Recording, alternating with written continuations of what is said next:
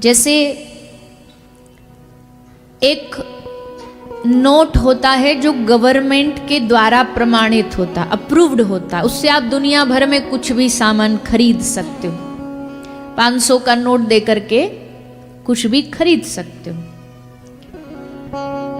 पर वही exact same 500 का वो एक कागज बच्चों के खिलौने में भी आता है, बच्चों की खाने की पुड़ियाओं में भी आता है। लेकिन क्या उस नोट को दिखा करके आप कुछ खरीद सकते हैं? जबकि दिखने में ही वैसा है, लिखावट भी वैसी है, उस पर छपाई भी एकदम सेम है, पर वो सरकार द्वारा प्रमाणित नहीं है, अप्रूव्ड नहीं है, इसलिए दिखने में भले वैसा हो लेकिन उसको प्रमाणित नहीं माना जाएगा। ठीक वैसे ही जब तक शास्त्र के द्वारा किसी वस्तु, किसी व्यक्ति को प्रमाणित न कर दिया जाए, किसी बात को प्रमाणित न कर दिया जाए, तो उस बात को पक्का नहीं माना जाता। पर जब हम ये बोल देते हैं कि ये शास्त्र में लिखा है, भागवत पुराण में लिखा है, ये इस ग्रंथ में लिखा है। और एक निवेदन और हमें याद आया कि जब भी आपसे दुनिया में कोई बात बोले ना कि ऐसा करना चाहिए, फलाने दिन कपड़ा नहीं धोना चाहिए, उस दिन यहाँ नहीं जाना चाहिए, रास्ता बिल्ली आ गई तो वापस मुड़ जाना चाहिए, छींक आ गई तो ऐसा कर लेना चाहिए। बहुत सारी दुनिया में ऐसी बातें हैं जो चर्चाओं में चलती रहती हैं। तो जब आपसे कोई ऐसी बात कहे ना, आप सिर्फ एक ही बात बोला करो उससे, क्या भैया कौन से ग्रंथ में लिखा है, जरा हमें बता दो, कौन सा पन्ना, कौन सा पेज, हम भी पढ़ लेंगे एक बार। क्योंकि हम तो वही मानेंगे जो ग्रंथ कहता है, हम तो वही मानेंगे जो शास्त्र कहता है। सुनी सुनाई बातों पर विश्वास कर लेना, भरोसा कर लेना, ये किसी सच्चे वैष्णव का लक्षण नहीं है। सुनी सुनाई बातें मान के अंधे होकर के चल पड़े, ये भक्त का लक्षण नहीं है। पक्का वैष्णव कौन? जो चले पर शास्त्र की बात पर चले, मन मर्जी से ना चले। आपके घर में बहुत सारे क्या, मुझे लगता है जितने भी भारत के घर हैं, लगभग प्रतिशत ज़्यादा ही होगा, ज़्यादातर सबके घर में एक ठाकुर जी की मूर्ति तो होती होती, लड्डू गोपाल जी तो होते ही होते। अब उनकी सेवा कैसी करनी है, इस पे बहुत भारी डिबेट हो सकती है। क्यों? क्योंकि सबकी अपनी अपनी मर्जी है, सबके अपने अपने भाव है। हाँ, भाव जहाँ जुड़ जाए वहाँ तो फिर सब प्रश्न ही खत्म हो जाते हैं। पर जब तक अभी पूर्ण भाव नहीं है तो वहाँ हमें थोड़ी मर्यादा रखनी चाहिए, और कैसे पूजा करनी चाहिए ये शास्त्र के हिसाब से चल करके मानना चाहिए। अपनी मन मर्जी मत नहीं करो, भक्ति में बिल्कुल मत करो। भक्ति में हम बहुत मन मर्जी करते हैं, मन का जो मौज आई वैसी भजन कर लिया। हमने खुद ने आंखों से देखा, लोगों के 7 दिन के सप्ताह के 7 दिन के 7 मंत्र होते हैं जपने के। सोमवार का अलग, मंगलवार का अलग, शनिवार तक पहुँचते पहुँचते वो जय शनि चराय नमः वहाँ पहुँच जाते हैं, सोमवार आते आते ओम नमः शिवाय आ जाते हैं, मंगलवार आते आते जय हनुमान ज्ञान गुण सागर पहुँच जाते हैं। मतलब हर दिन उनकी शिफ्टिंग होती रहती है। हम मना नहीं कर रहे, कोई विशेष दिन हो तो उस दिन विशेष दिन कोई आपके आराधना है, पूजा है, पद्धति है, वो करो।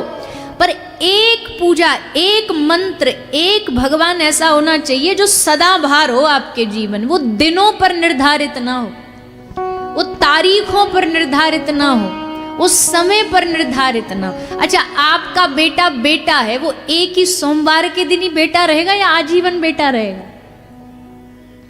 बोलिए ना, आजीवन जी, ठीक है। अच्छा, प्यार उससे एक ही दिन करोगे या आजीवन करोगे? वाह रे भैया, तुमको तो ऑस्कर अवार्ड मिलना चाहिए। यही बोलने आए थे यहाँ। तो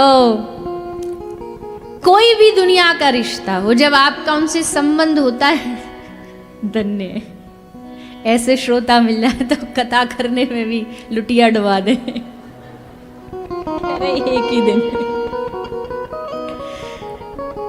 खैर, हमको तो बड़े वैरायटी वैरायटी के मिलते हैं श्रोता, जहां जाते भगवान एक ना एक ऐसा भेज ही देते हैं। तो भैया कहाँ थे हम? हाँ, रोज प्रेम होता है संबंध में, कोई एक विशेष दिन थोड़ी होता है। आपको हर रोज अपना मित्र प्यारा लगेगा, पति प्यारा लगेगा, रिश्तेदार प्यारे लगेंगे, हर रोज प्रेम होता है। तो ठाकुर जी को एक विशेष दिन पूजा अर्चना आराधना करके आप सोचो कि हमारी कंप्लीट हो गई, नियम कंप्लीट हो गया। पहली बात तो भगवान से प्रेम नियमों पर तो है ही नहीं। जहां नियम हो वहां प्रेम नहीं, जहां प्रेम वहां नेम नहीं। प्रेम में कहां नियम होते हैं? पूजा में नियम हो सकते पर प्रेम में तो कोई नियम नहीं होता। भगवान की पूजा में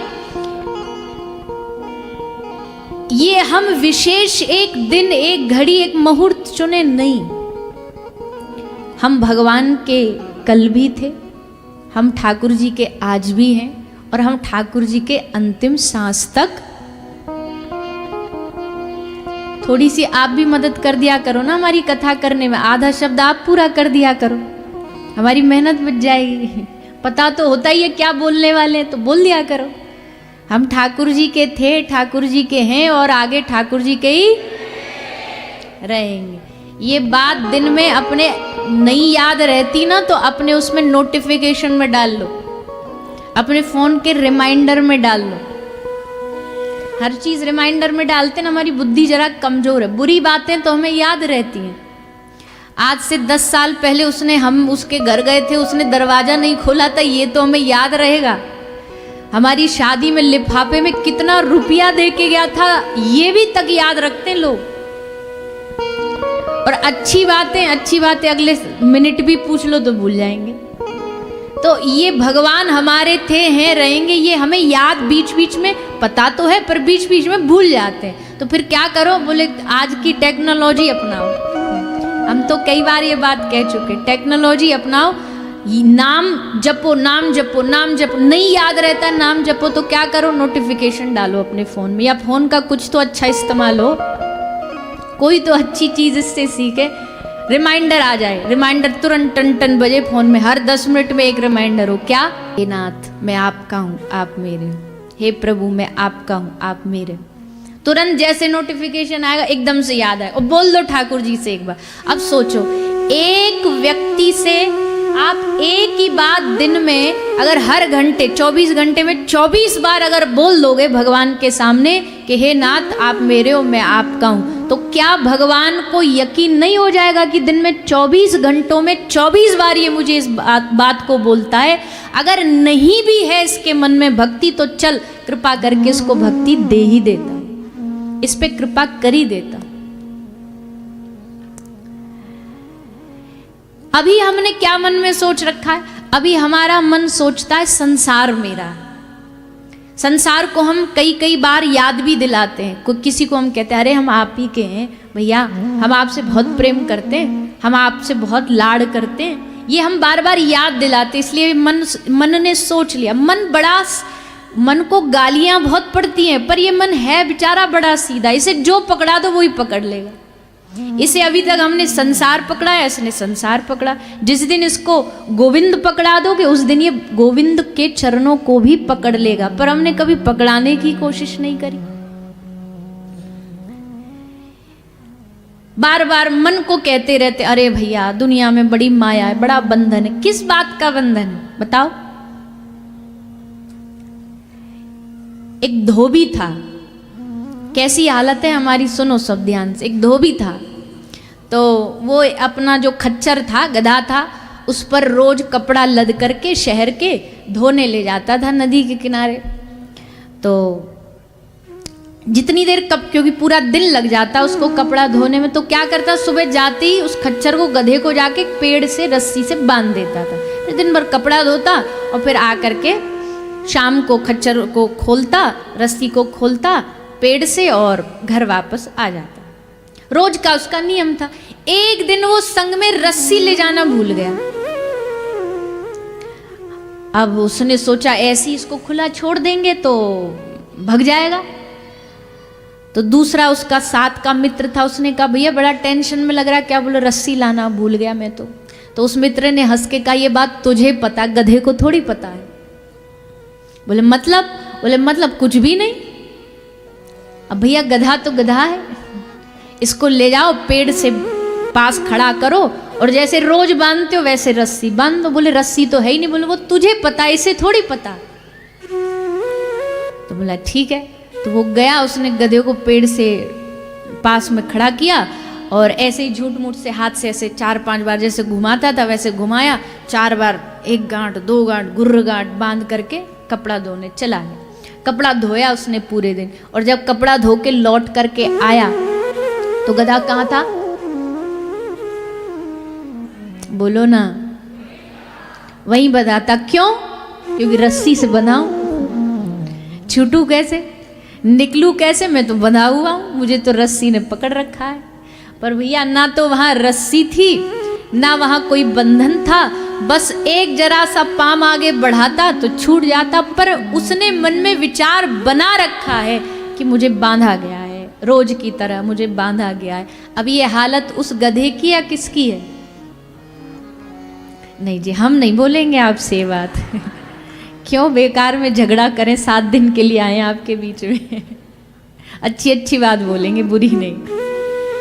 पर असल बात तो भैया है तो यही कि ये हमारे जीवन की सच्चाई है। बंधन है नहीं कुछ भी, पर हमने बंधन बना रखा है। हमने मन में विचार कर रखा है कि हमको तो भगवान ने बांध रखा है। अरे भगवान काय को बांधेंगे? भगवान को क्या लेना देना हमें बांधने से? हमने एक मनचाही रस्सी, अनदेखी रस्सी अपने चारों ओर बना रखी है।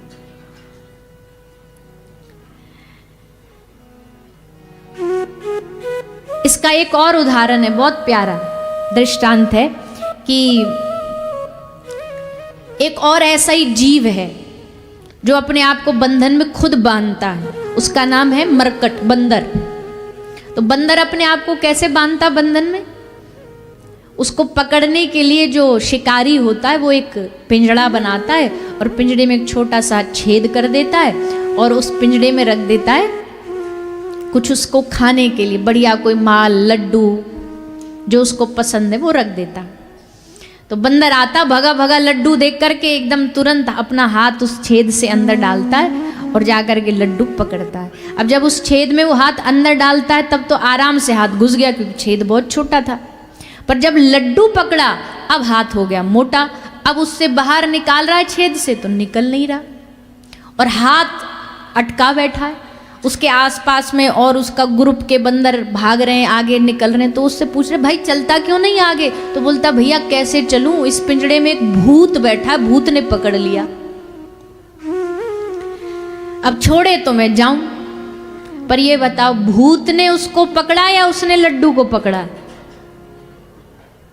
बंधन किस चीज का? लड्डू छोड़े तो बंधन छूट जाएगा, पर लड्डू छोड़ना नहीं हमें, और हमें बंधन से मुक्त भी होना है। यही हमारे जीवन का एक सबसे बड़ा सत्य है। संसार छोड़ना नहीं चाहते, और जैसे ही कोई कहे भैया चलो वृंदावन जा रहे हैं, बस जा रही है, गाड़ी जा रही, चलोगे वृंदावन? अरे कहाँ, कैसी बात कर दी भैया। संसार दुनिया माया ही नहीं छोड़ती, माया नहीं छोड़ती कि तुम माया को नहीं छोड़ते।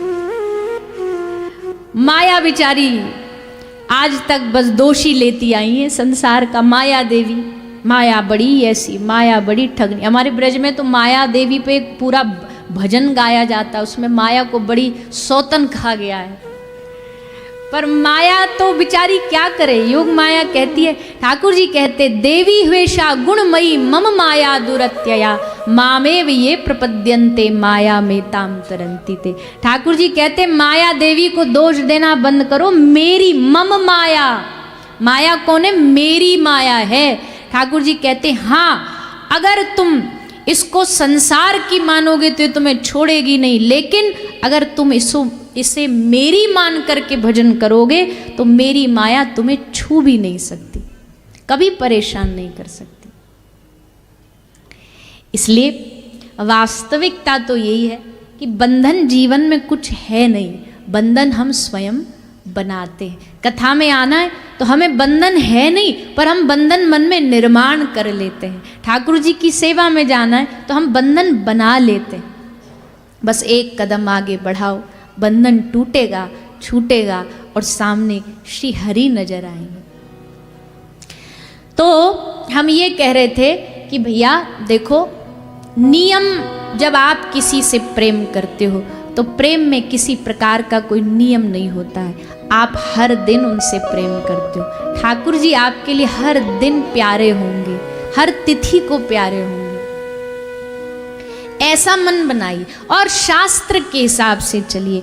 आरंभ की ये बात है कि मनमानी भक्ति मत करिए। आजकल लोग इतने ज़्यादा मन मर्जी की भक्ति करने लगे। क्यों? क्योंकि उनको भक्ति शास्त्र नहीं सिखा रहा, उनको फेसबुक और व्हाट्सएप भक्ति सिखा रहा है। आजकल लोग व्हाट्सएपिया भक्त बन गए। व्हाट्सएप पे नया नया ज्ञान रोज प्रकट हो रहा है। आज कुछ भी ऐसा कर लो, वैसा कर लो, वो कर लो। अरे भाई, कौन से शास्त्र का प्रमाण तो मांगो, कम से कम उनसे पूछो तो सही कि भैया गीता कह रही है, भागवत कह रही है, रामचरितमानस कह रही, किसने कहा है? मन मर्जी से बस किए जा रहे। ऐसे भक्ति नहीं होती। शास्त्र आधार करो, ग्रंथ आधार, ग्रंथ के आधार से चलोगे तो ग्रंथ का मतलब होता है हृदय की ग्रंथि को, गांठ को जो खोल दे, उसी का नाम ग्रंथ है। हृदय की ग्रंथि को तोड़ने वाला ग्रंथ है। पुराण क्या है? जो हमारे ठाकुर जी की लीलाओं को हमें बताए। अच्छा, भागवत महापुराण विशेष क्यों है? क्योंकि जब व्यास जी ने भागवत लिखने से पहले अन्य पुराण लिखे तो नारद जी ने उन्हें आकर के कहा कि आपने अभी तक 17 पुराणों में भगवान की प्रभुता का वर्णन किया, वैभव का वर्णन किया। व्यास जी ने पूछा यही तो करना था?